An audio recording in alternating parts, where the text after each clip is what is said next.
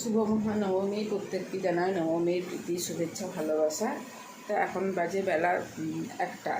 তো আমি এখনই ভিডিওটা শুরু করছি। আজকে হচ্ছে যেহেতু আজকে মহানবমী, সকাল থেকে প্রচুর ব্যস্ত ছিলাম ঠাকুরের ভোগ রান্না করার জন্য, সেসব পুজো টুজো দিয়ে এসেছি। আর ভিডিও করার তো সময় হয়নি, তার কারণ দুটো হাতেই তো আমার ইঙ্গিত ছিল।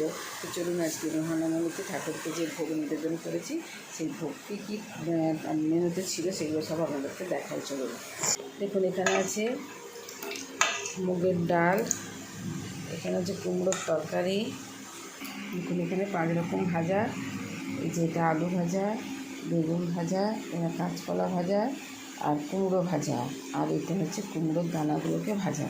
মানে আরও অনেক কিছু ছিল, সেটা সব ঠাকুরকে দিয়েছিলাম, দেওয়ার পর এগুলো আবার শেষ হয়ে গেছে। হ্যাঁ, এখানে আছে শাকের তরকারি,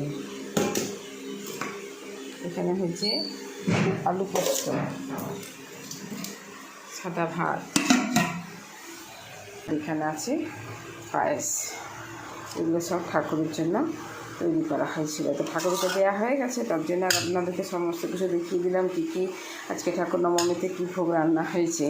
আর এরপর থালাটা দেখা, যে থালাটা করে ঠাকুরকে দিয়েছিলাম, এই যে দেখুন, এই থালাটা করে সাজিয়ে ঠাকুরকে দিয়েছিলাম।